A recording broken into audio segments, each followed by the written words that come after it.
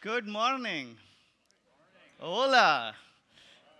I'm super excited to be here in this beautiful Barcelona. Atlas Camp is a developer conference for our extended developer community. Are you all excited? All right. We have come a long way for Atlas Camp. We have been running this for 11 years. Let's see how long we have come using pictures. 2008, in Santa Rosa, around 30 people, it's unconference style, and hacking with Mike and Scott. Anybody here from 2008 who attended 2008? All right, big round of applause, Dan.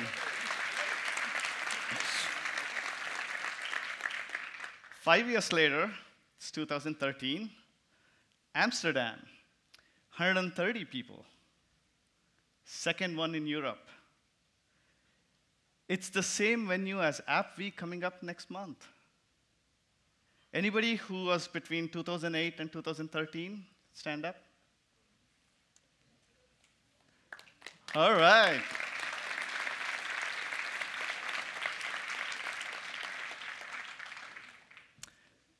"2016, first time in Barcelona. We did it in the W Hotel at the beach. 500 people. Everybody was on the beach, right? I was there too. 2018, we have exciting Atlas Camp planned for you. In fact, we have 3 tracks and 42 sessions. And we have lots of Atlassians here who are excited and have prepared a lot. We did something slightly different this time. We invited not just Atlassians to plan the event, we also extended it to the community. And I'd love to give a big shout out to the developer experience team, along with Daniel Wester and Dan Hardiker from the community.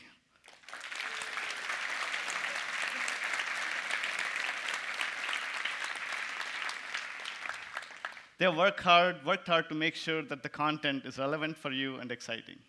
Thank you.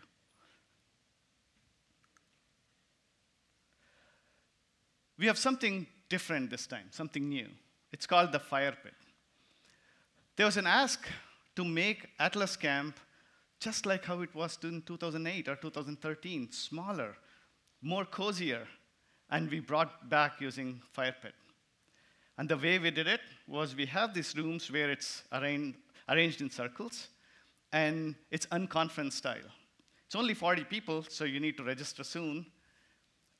And it's open company, no bullshit. Everything that Atlassians know, you can know. But there's a catch. You need to sign an NDA before you go in. So hope you all enjoy the Fire Pit. It's new, and I'm sure you can learn a lot. We also have something new based on your feedback. We have the DevHelp Live booth outside. And the goal here is to make sure that you talk to the right Atlassians. We've always had one-on-ones with Atlassians. This time, it's a bit better. You can figure out who the right Atlassians are, and we log it in a ticket so that it doesn't end here. After you finish Atlas Camp, you can continue discussion even further. That's awesome. Tomorrow, there's a coffee chat. You can come there to ask any question, AMA style, for me, Geoff Redfern, who's the VP of Product, and Adrian Ludwig, who is our new CISO. Make sure you ask them hard questions.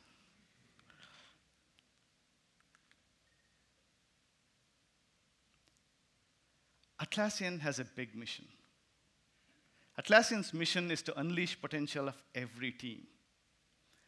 We build a set of products, but customers need a whole lot more. That's where you all come in. The apps that you build are essential for our customers. They depend on you. For that, I'd like to thank you for being part of such an amazing ecosystem. Let's give yourself a big round of applause.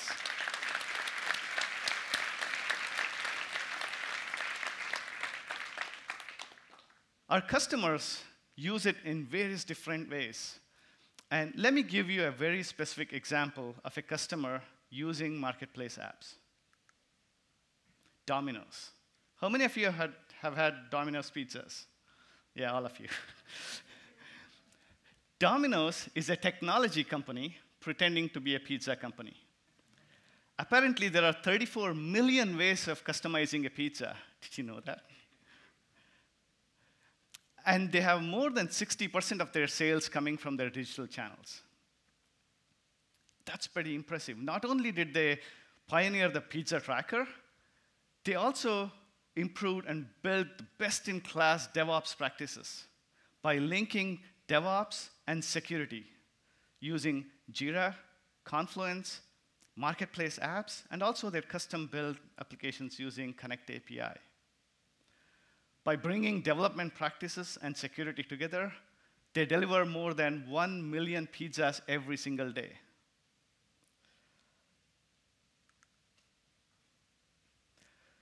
Customers like Domino's and thousands more are leveraging Marketplace. And Atlassian has grown over the last 10 years. And with that, so has the ecosystem. And over the years, we have become so big that we have hit scale. When I say scale, here's what I mean. 70 million REST API calls per day, just for Jira. If you add Confluence and all the other products that we have, it's north of 100 million. That's pretty impressive.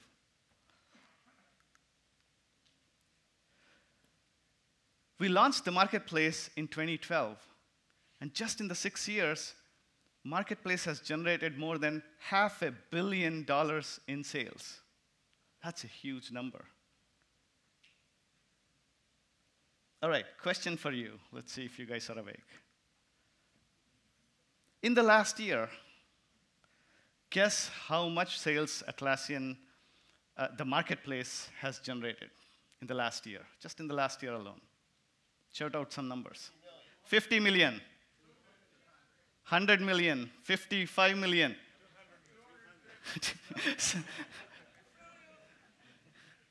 200 million. That's pretty impressive in just 1 year.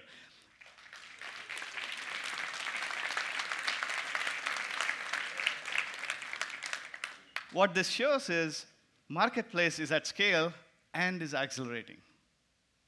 That's impressive. Right. Every year, we recognize individuals who have gone far beyond the expectations of the community. We have the Top Ambassador, Community Ambassador Award, and the Lifetime Achievement Awards. Give me a drum roll for the winners. And the winners are Martin Arts and Daniel Wester. Please stand up.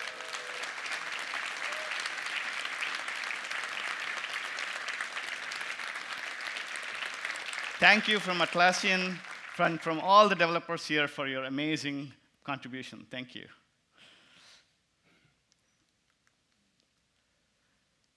Today we'll cover multiple things. We'll cover Marketplace, server and data center, and cloud, and how we are setting up these three for operating at scale. First, let's talk about Marketplace.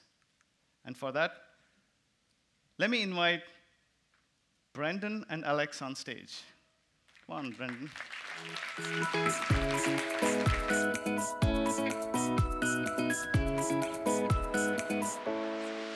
All right. Thanks, Sri. So as Sri mentioned, our Marketplace continues to grow rapidly. And even better than that, it's really awesome to see the impact that you, our developer community, are having every day on the success of customers. Sri gave a good example for Domino's, but let's take a look at another example. Twilio is a global API platform for voice and messaging, and they've taken the world by storm. In the last 3 years, they've tripled in size. Now, we all know how hard it is to scale at that sort of rate without the wheels completely flying off the bus. To help them scale, Twilio built their own apps on Jira and Confluence to create a single source of truth to get distributed teams together on the same page. And they've used several apps from our marketplace, from your marketplace, Draw.io, Zephyr, and Team Calendars to help them do this. We're really proud to have Twilio as a customer, but we're even more proud of you, our developer community, for having helped customers like Twilio to scale. So then let's take a moment to recognize some of our vendors and partners who help make customer successes like this possible. We'd like to congratulate our Atlassian Marketplace Vendor of the Year award winners. First, Gebson Support for Best New Vendor.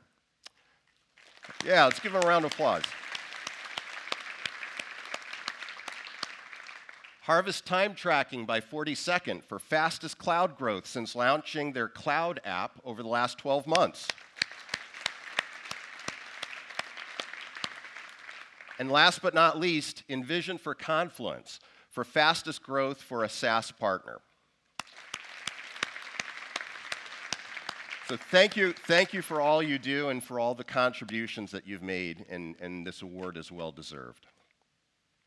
All right, let's now talk about the investments that we're making in Marketplace, in the user experience, in the programs we offer to our partners and vendors, and in customer trust. We're taking steps to update the in-product marketplace, starting with Jira Cloud and Confluence Cloud to make it easier for site administrators and end users to find the apps to help get their jobs done. Excuse me. This is the current in-product marketplace. I'm super excited to announce that we've updated the UI to the latest in Atlassian design standards, and this new in-product marketplace experience is coming soon to a Jira or Confluence Cloud instance near you. But we haven't just updated the UI. We're also exploring new entry point locations to improve discoverability. Today, we are testing a new entry point location in this navigation menu. This location allows admins to navigate to the in-product marketplace from anywhere else in product. Oh, and we're not just thinking about a single entry point. We want to get app discovery closer to where the user is in the context of their work. Here's an example of an additional entry point location that's coming soon to Jira Cloud. You know, and that's just the beginning. Over the coming months, we'll continue to make additional improvements in the in-product marketplace experience for Jira Cloud and Confluence Cloud. These include things like end-user empowerment. It starts with providing end users with access to the in-product marketplace and enabling them to signal their demand for apps to site administrators who can then make decisions around installation and purchase. Contextual notifications for end users and admins in their Atlassian cloud product experience to let them know about apps that can help make it easier for them to get their jobs done. And beyond Jira Cloud and Confluence Cloud, we plan to roll out the new in-product marketplace experience to other Atlassian products. All right, now that we've talked about Marketplace, let's discuss investments that we're making in programs for our partners and vendors to help you build your business. We owe all of our success to you, and we're committed to ensuring that we grow together. App vendors have told us they want us to reward solution partners fairly for the effort that they make in selling our apps, your apps, excuse me. So we've aligned partner discounts to better match our own discount structure, rewarding our top partners for the success that they've earned. So instead of 20% discounts across the board, the solution partner discounts are now 5 to 20%, depending on partner type, whether you're silver, gold, or platinum. Now, if you've been hesitant as an app vendor about opting into partner discounts in the past, now's really the time to reconsider and opt in. You know, we're also evolving our programs for vendors. We have a brand new top vendor program which rewards vendors who are most committed to cloud and highest performing in our marketplace. There's a lot of great benefits in this program, and they include things like first access to all Atlassian marketing initiatives.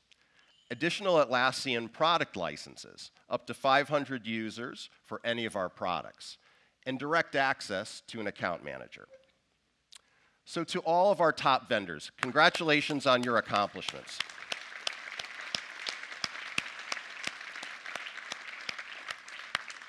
And you know, this program isn't exclusive to a select number of vendors. Any vendor that generates over 2 million in app sales on our marketplace and which has their top app available in cloud on our marketplace can be a member of this program. Okay, last but not least, let's talk about customer trust. It really is the foundation of any healthy marketplace.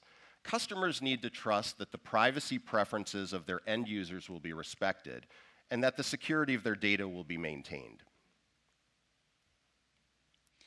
GDPR is the largest change in data privacy legislation that we've seen in the last 20 years. And data privacy legislation is not just happening in Europe. In the past 10 years, over 50 countries from around the globe have added new privacy and data protection laws. Last year, we worked hard to complete foundational work to make our products and practices compliant. But data privacy is not just about compliance. We believe it's fundamental for gaining customer trust and fostering collaboration. That's why this year we're making significant changes to the platform. These changes include the introduction of a new identity model that centralizes control of user profile information and provides cloud customers with new privacy control settings. If you're interested in learning more about how GDPR impacts you as a developer or Atlassian as a platform, Erica Fisher, head of privacy at Atlassian, is giving a talk on that topic later this afternoon. And to improve our security stance, we're also taking these steps. Guidelines to our app vendors for incident management and response. We know that issues can happen, so it's critical that we work together with you, our app vendors, to resolve incidents as quickly as possible. That's why we're investing in this area. First, we're improving our own incident management processes to bring app vendors in the loop sooner when customers report issues to us. We're also adding new guidelines to help app vendors optimize their own incident management processes. Vendor guidelines for security and privacy. It's also equally important that we define guidelines in security and privacy so that we're all following best practices in these areas. You know, for security, it includes things like secure coding practices and workstation and infrastructure security. And for privacy, it includes things like data retention practices and data encryption. For both of these, we'll be rolling out guidelines to all app vendors in the coming weeks. So to summarize, the reason we're all excited is because we're really just at the beginning of what Marketplace can be. The opportunities ahead are awesome, and we continue to invest in the Marketplace, in the experience for end users and admins, in the programs for you, our app vendors and partners, and in security and privacy. And this is going to help all of us to scale our collective business. Beyond Marketplace, we're also investing in both worlds of the ecosystem platform, in server and cloud. Let's now have Junie come up to talk about our investments in server and data center.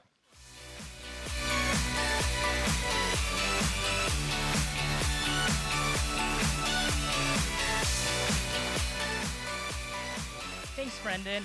Good morning. I am so excited to be here to talk to you about our data center business and how we're scaling apps for data center. We made strong investments in our data center business this year, and I'm excited about where we're going in the future. So what I'm going to do is give you a quick summary of our journey, and then talk about some of the new investments that we're making so we can give our growing customers the apps that they need. Now, we launched our data center business about 4 years ago, and this was to meet the needs of our customers who were growing and required high availability for their mission-critical Atlassian applications. Since its inception, we've focused on building enterprise features and capabilities that meet the needs of our customers. And since we've launched, we've seen many of our server customers adopt data center. Now, I was fortunate enough this week to go to Summit and speak to a lot of these customers. And a theme that came out was growth and scale. Everyone's growing and everyone is scaling. So this made me a bit curious to think about scale and think about the size of some of our deployments. And one of the most interesting stats that popped out to me, Confluence, a single instance, 10 million pages. Think about that for a second. I thought about it for a little bit more, and I tried to visualize what is 10 million pages? Like, what would that look like in a physical hard form? I went online, I did some math. Turns out that would be 2.5 times the height of this hotel. Massive, massive scale. So this type of scale and growth in general is the reason that our customers choose data center, and they have multi-clustered environments to ensure performance at scale. The marketplace is critical to these customers. Our server customers have approximately 8 apps, and our data center customers have about 1/3 more. In fact, if you take a look at our data center customers, they have over 20,000 apps that are running on data center, and that number is growing. So now let's take a step back and take a look at how data center apps came to be. So now we launched this business about 4 years ago. It was our first internal architecture. This was really a new business strategy for us. As data center customers continue to grow, we continued to see an increase in demand for internal and marketplace developer applications designed to meet the unique needs of a data center deployment and really meet the needs of our enterprise customers. So now our server platform is very flexible, so it enables this type of development easily. So we saw an increase in the number of vendors creating apps that could run on data center environments. You could see these on the marketplace. They were found with a DC designation tag. As these apps were being built to meet demand, we really didn't have an official program or infrastructure in place to give you guys guidance on how to standardize the development of these apps across data center products. And without this, the apps took on many different forms. This resulted in an imperfect customer experience, where apps acted differently across multiple node deployments.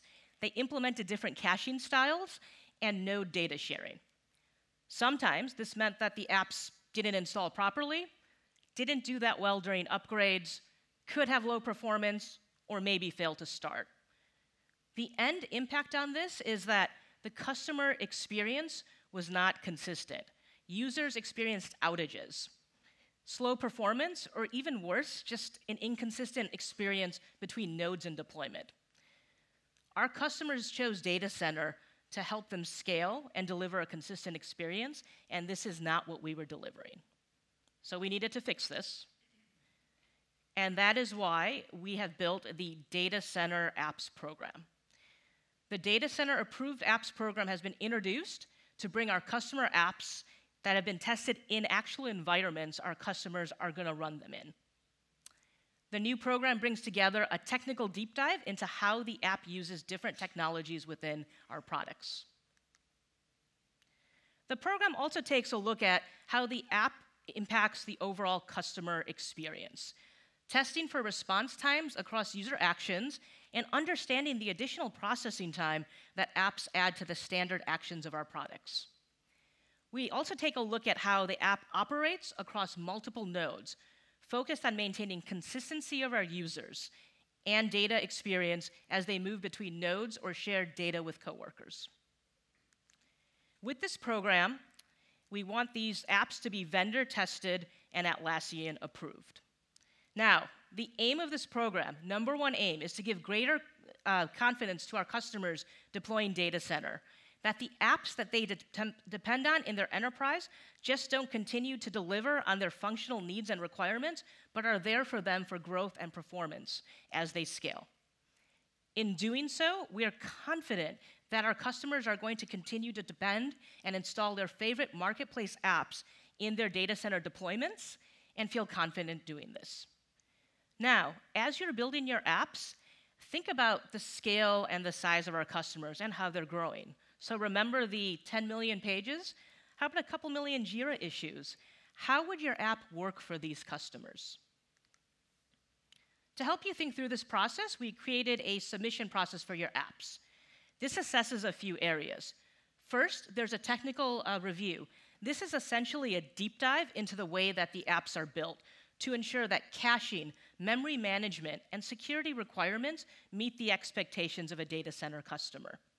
Next, we do a performance check-in, in where you provide us a detailed analysis of the endpoints on the app, so we can assess the impact of the end user experience. Super important. This testing is a measurement of how the app performs in the host system performance. You run these performance tests with and without the app installed, and then you compare the results. And finally, testing for scale. We want to test the app response time, how it varies between a single node, 2-node, and 4-node cluster. And we want to ensure that we're maintaining proper performance. Now, we are launching this program now, but we're not done. As we continue to learn more about our customer environments and build better tooling, we plan to incorporate this into the program. I want to thank everyone here who has worked with us on this program and have already submitted their apps. Please give yourself a round of applause.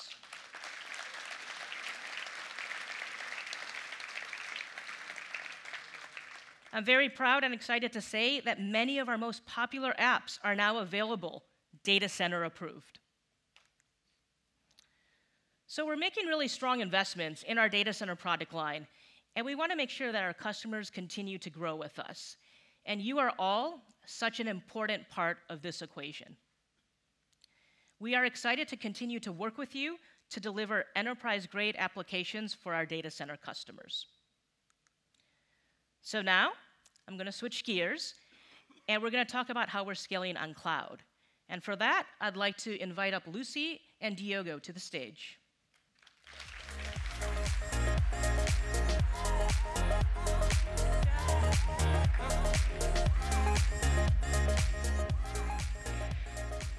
Thanks, Junie. Diogo and I are going to be talking to you today about improvements we've made to our developer platform over the past year. But before we get into announcing new features, I'd like to take this opportunity to talk to you about a pain point that our customers and your customers experience on a daily basis. Software products are rarely used in isolation of each other. Consider a day in the life of our user, Olivia. Every morning, she logs into Gmail to check her notifications from her other tools. A colleague has shared a Confluence page with her, which she needs to follow up on later, so she adds a card to her personal to-do list in Trello. She checks her Slack channels, which her team uses to communicate. A developer has shared a Jira ticket with her, asking if she can attach her InVision prototype. And throughout the day, Olivia interacts with many, many more tools. The number of specialized tools within the SaaS product market has exponentially grown over recent years, meaning the number of apps and products that we interact with daily has increased. While this means more targeted solutions for consumers and their end users have the power to select the solution that best suits their needs, this explosion within the SaaS product market does cause some user experience challenges. Some of those are stop, start, resume work. End users are forced to endure constant context switching between multiple tools in order to get a single task done. Friction when sharing work between multiple tools and with colleagues who may use different tools slows users down. Distributed content makes it hard to stay on top of teamwork, and the noise created by each tool creates for an overwhelming experience. And finally, while end users may have the power to select the tool that best suits them, they don't always have the admin permissions to integrate that tool with their work environment. We would like to share with you today our vision for solving this problem. We envision a world where there are personal integrations. I'd like to explain this using a proof of concept, an app that we developed in-house, Atlassian Cloud for Gmail. Here you can see Olivia has received an email from a colleague that includes a link to a Bitbucket pull request, a failing pipeline, and a Jira ticket. She can click on the Atlassian icon to open the Gmail app sidebar, where she can see more context for the items linked in the email. She can authorize Jira herself without the need for admin permission. And she can click into the issue to get even more detail. Olivia can even reply to a comment from within the context of Gmail. These kinds of personal integrations really help our customers stay on top of their teamwork. And as a side note, this Atlassian Cloud app is available on the Gmail Marketplace for you to install and use today. Gmail is, yeah, let's clap for that.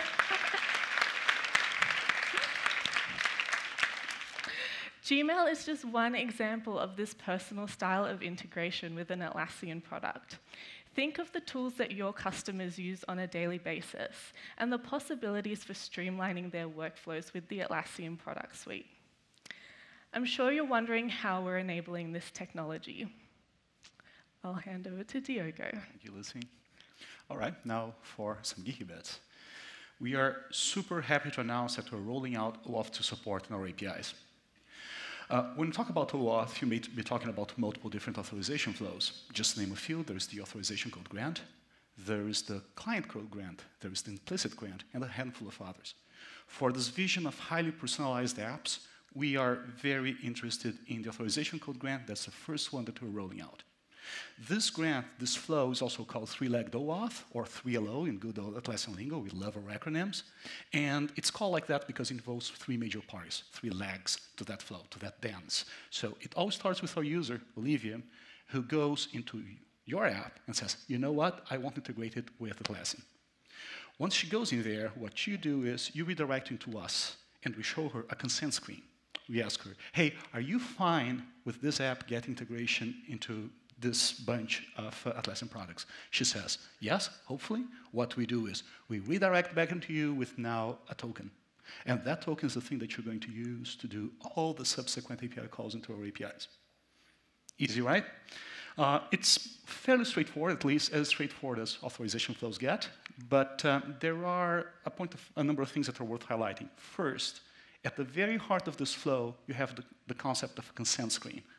So this is what our users see. They see something that says your app is requiring access to these scopes. Those are the things you can do. The user also can see, as you can see, there's Olivia up there, also gets to choose where do those scopes apply. You can see there that she's chosen all sites. This is very important and goes hand in hand with stuff that Brandon talked about and Alex talked about end-user empowerment and trust. And there's 3 points that are worth highlighting out of all of this. First, this is an industry standard. You don't have to learn a new authorization flow. This is what pretty much everyone in the industry is doing. And more importantly, there are, no matter what stack of choice you have, there are libraries out there that will help you with this flow. Good, right? So next one is, this is a user impersonation flow.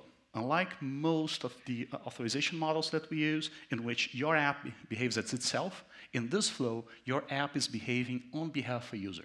We still know it's your app. There's a client ID in it that tells us, oh yeah, that's app A or B, but we know that this thing is on one single call being backed by Olivia's account or by Lucy's account or mine. And probably the most important thing, this is a user-led flow. Lucy mentioned that. It's not 4-legged OAuth. There's not 4 parts. There's no admin here. Admin controls still play a very important role in here because admins get to restrict a bit 3LO access. It's important so that admins can feel safe about what users can do. But this flow starts and finishes with an end user, meaning that you get lots of variety out of that.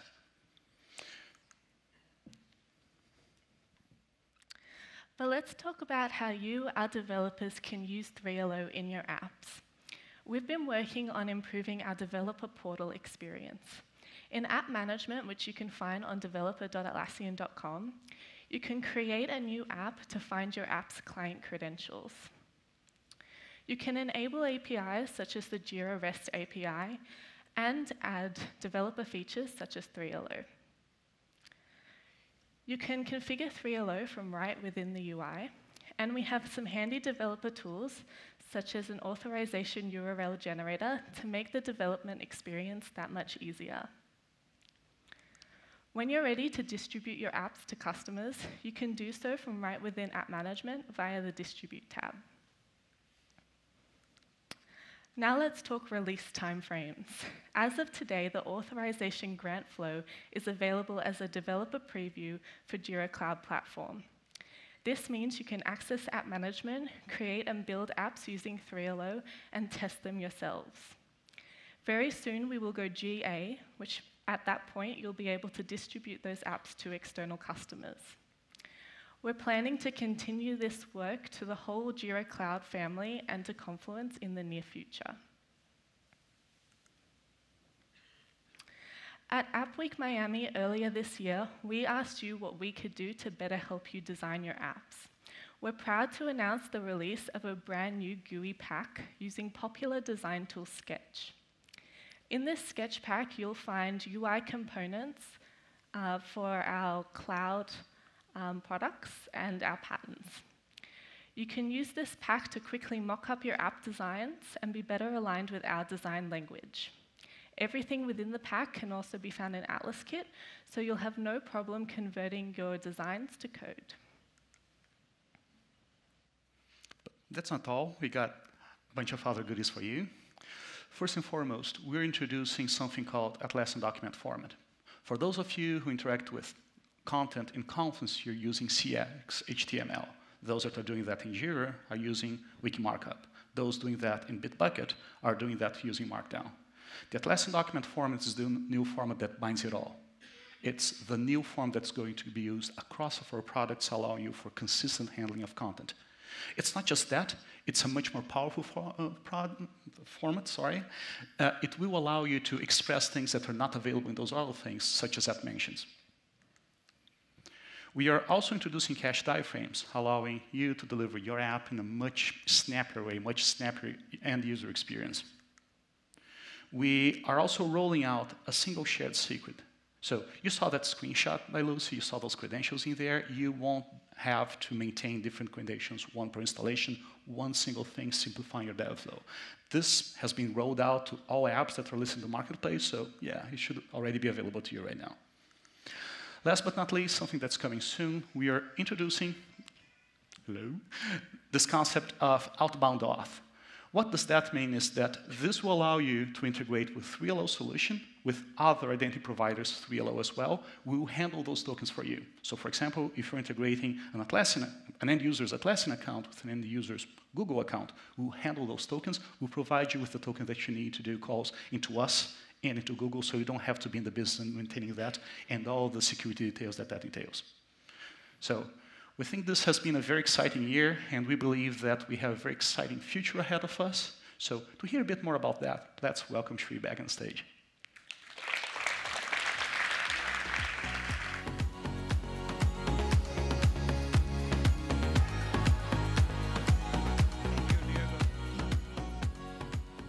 Thank you, Diego and Lucy. Go 3LO. Right? If you should start imagining what you can build for end users. You've always built apps that are admin installed, so that's exciting. I want to spend some time on what's on my mind. Right? There are lots of things on my mind. For example, I woke up at 3 a.m. today.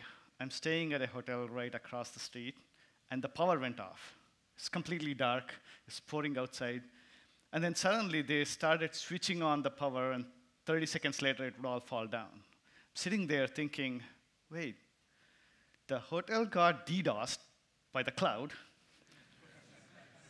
and the system caused incident, a F0. That's fine. But they're turning it on with no shards. They could have done floor by floor. These things are on my mind. But I'm going to focus on what's relevant for all of you. So 5 things I came up with that's relevant to the cloud ecosystem.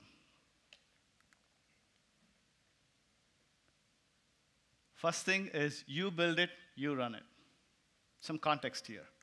Historically, as developers, you write your code, you throw it over the wall, And the operations people somehow keep it running. But that's not the world in the cloud today. Operations is part of the development cycle. So each of you who write code also need to manage and maintain and operate the cloud environment. So if you write bad code, you're not sleeping. Right? I have a lot of experience with not sleeping, trust me.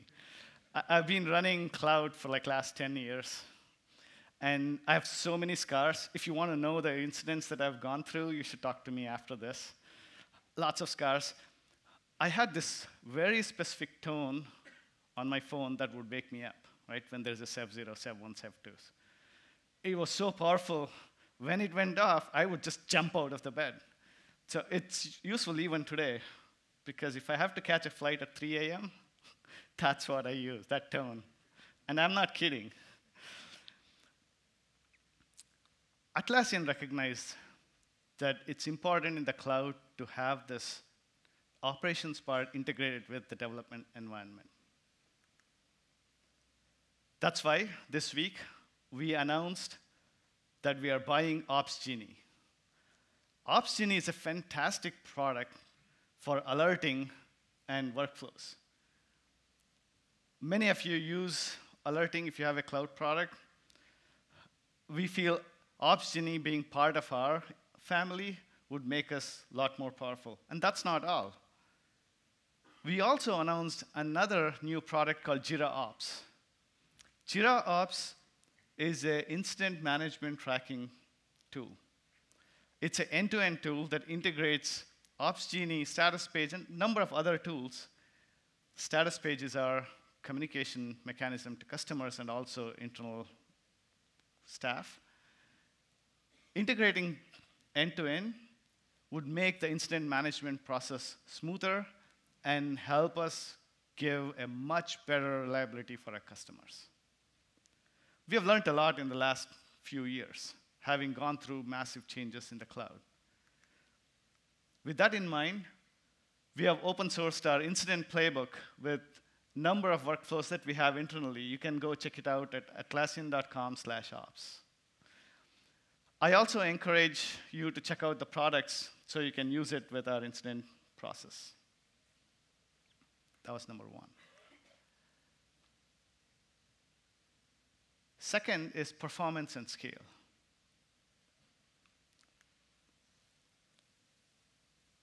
I'm super excited to announce our Jira and Cloud platform can scale up to 5,000 users now. If you guys know, we used to have this 2,000 limit before, and we didn't have large customers beyond that. And we have raised the limit to 5,000, and it's only a starting point, and we'll only keep increasing it further. What this means is we'll have large customers on the cloud. So you need to be thinking about how your apps will scale in the cloud.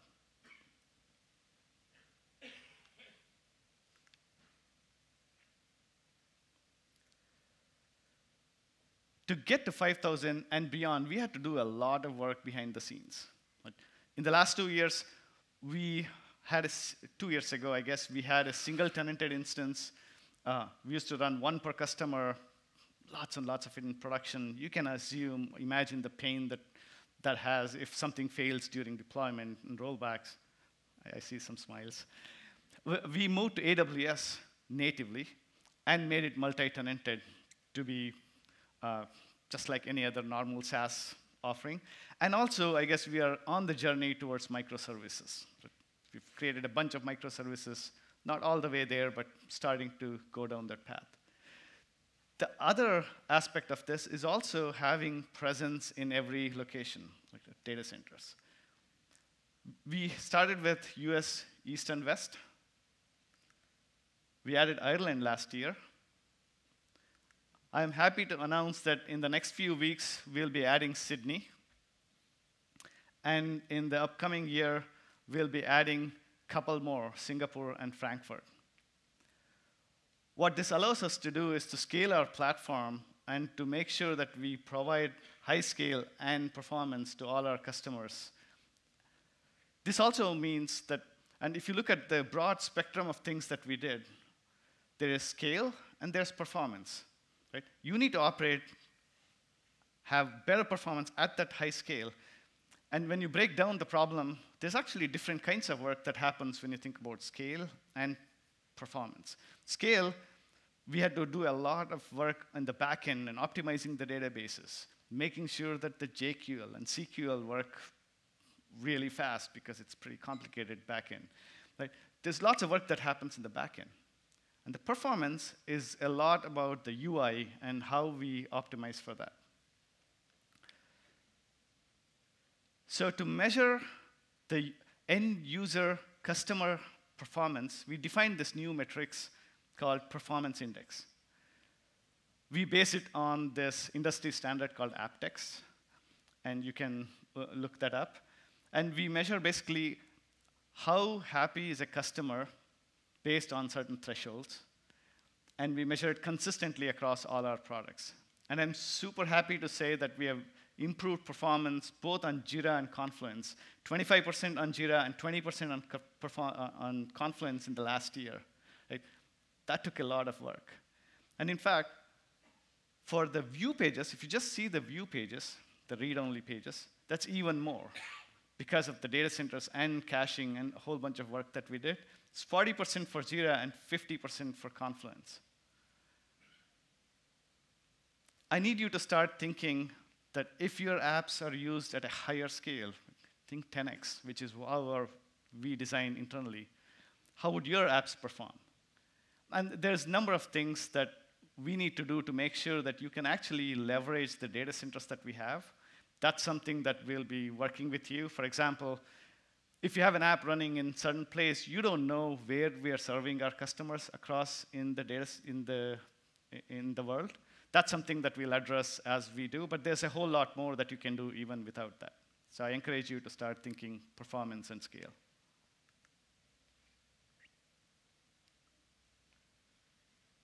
Third is change. You hear this a lot. Change is constant. There's always change everywhere. I say change is not constant. It's actually accelerating. Change is increasing. Like there's so much innovation happening and new libraries coming and new platforms coming. There's new go-to-market strategies. The world is moving at a faster and faster pace. That's important for you as you think about what kinds of apps you build and how you compete in the market. We have had that experience in the last 2 years.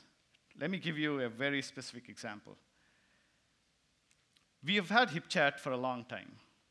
And HipChat was doing great, but then we hit some scalability issues with HipChat, and we also wanted to reimagine how HipChat should be in the next gen. So we designed and developed Stride from ground up. 2 years later, we recognized that the market had completely changed.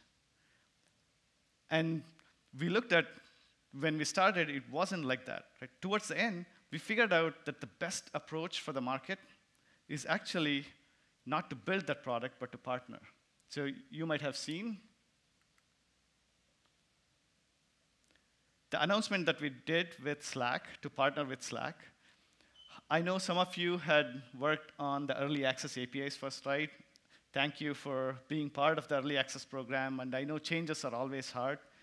But one thing I can tell you, that this decision, even though it's really hard for a company to make a hard decision after having invested for 2 years, it's the right thing for the company, for our customers, and also for the ecosystem. So thank you for supporting us for this and also for the rest of the ecosystem. Just goes to show that the change is accelerating and something, especially in cloud, that you need to be worrying about.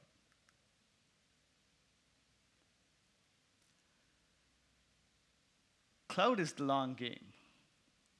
Cloud is important in terms of how the trajectory is. If you look at the arc of cloud, we are in the early stages of cloud at Atlassian, and also for this community.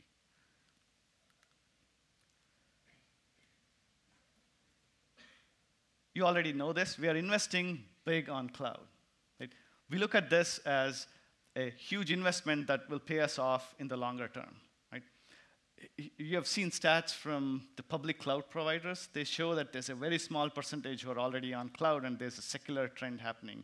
And we want to make sure that we leverage and ride that tide.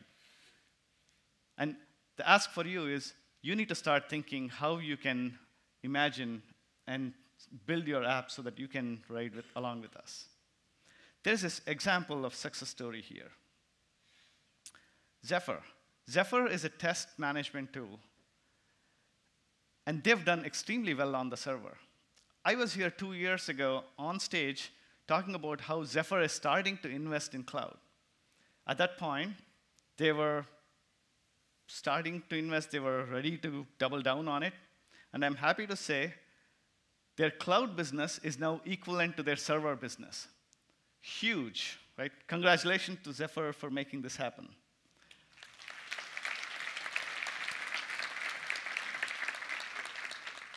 And this goes to show the opportunity that exists in cloud that you all need to leverage.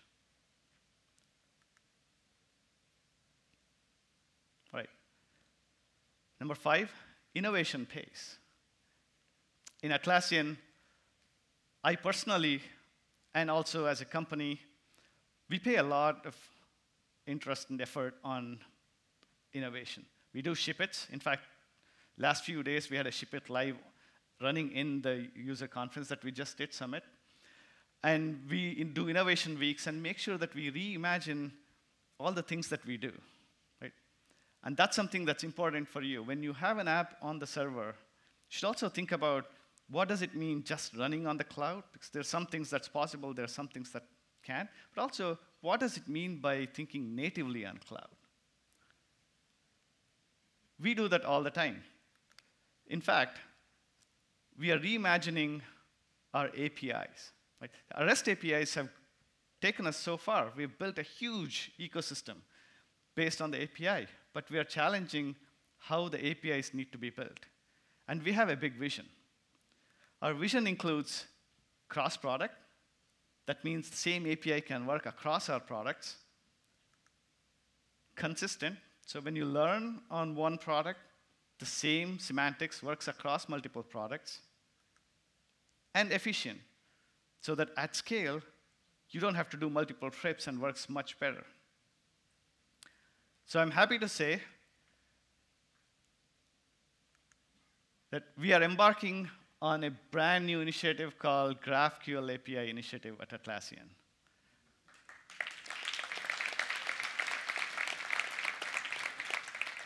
How many of you here have used GraphQL or know about GraphQL? Some of you. GraphQL is an API language.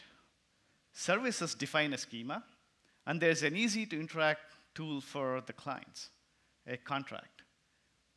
And let me give you some examples on exactly what this means.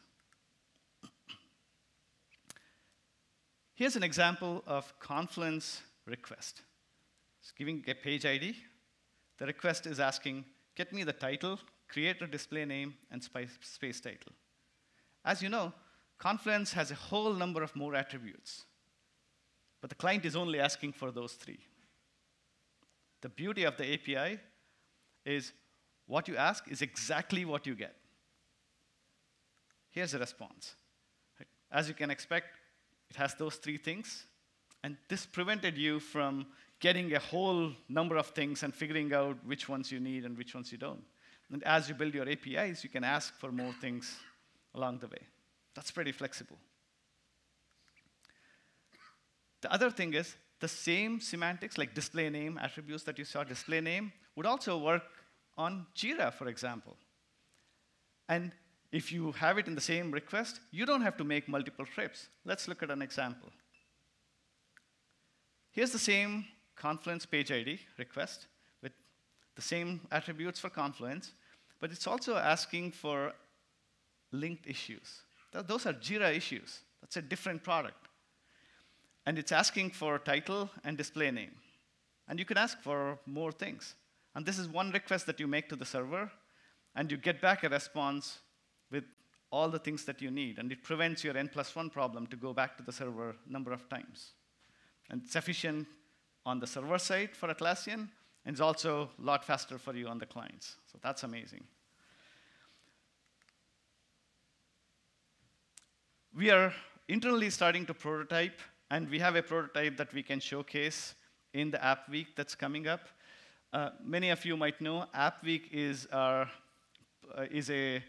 group that we bring together every quarter where we talk about code and we help you build the code. We have lots of Atlassian developers in the program. So I encourage you, if you haven't been to a App Week, check out the URL. And in this App Week, we'll also showcase the GraphQL API. And if you're not going to the App Week, we still want to hear from you because it's early stages, and we want to make sure that we build the API that's right for the ecosystem. So feel free to send us and talk to us after this.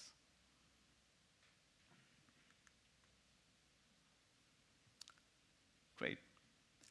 We talked a lot today. We covered a whole bunch of ground. We talked about how we are scaling Marketplace. We also talked about data center programs. We talked about how we are innovating on cloud. And 5 things on my cloudy mind.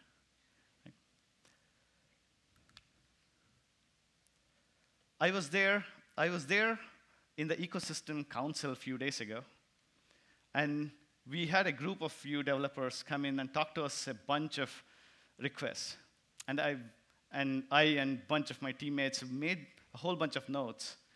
And the promise, I guess, from the Atlassian side is we understand what we need, and we'll be proactive in making sure that we have the roadmaps more clear for you so that you can plan for your apps to be built, and also include you more in terms of how we build and what we build. So that's a promise from Atlassian to make sure that we can keep growing the ecosystem. All right. I have one more thing for you. What's happening? That's great. Thank you. Here's what I did. To celebrate this developer community, I wrote a poem. You know, when you write a poem and you want to present it in front of hundreds of people, you know the feeling that you get? I'll tell you because you can recognize this. You write your code. You haven't written your test cases. And you're checking into production. That's how I feel. All right, let's do this. This is a geeky poem. Are you ready? Yes. All right. 1 app, 2 app, red app, blue app. Who likes Dr. Seuss? Yeah. Server app, cloud app, old app, new app. Plugins, add-ons, integrations galore, but I call them all apps. They're all apps at their core. This app listing has 4 little stars. That apps repo has a bunch of PRs. Say, what a lot of apps there are. Yes, some are fast and some are slow. Some are small and some are huge. Some are free and some are paid. Some are very, very custom made. Why are they free, paid, and custom made? For so many reasons. That's quite an array. Right, you're getting it. Apps for Jira, Bitbucket, and Confluence too. And don't forget Fisheye, Crucible, and Bamboo. Where's P1? I don't know. Ask Scott or Mike.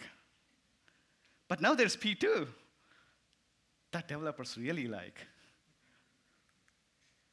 First there was SOAP. Now we have REST. Tomorrow we'll say GraphQL is the best. JQL, CQL, I think we need more. BBQL, it's better than yours. Auth basic, auth cookies, no, please no. It's better with OAuth and 3LO. There are words that swear, there are words that scare. No matter where you are, nothing beats GDPR.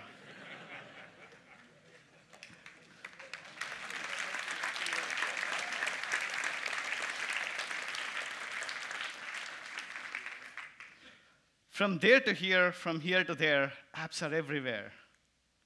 Say, look at Atlassian. 1, 2, 3, how many developers do I see? 1, 2, 3, 4, 5, 6, 7, 8, 9, 10, I see hundreds. This is something special. Oh, the things you'll build, there's so much opportunity. Thank you, all of you, our developer community. Thank you.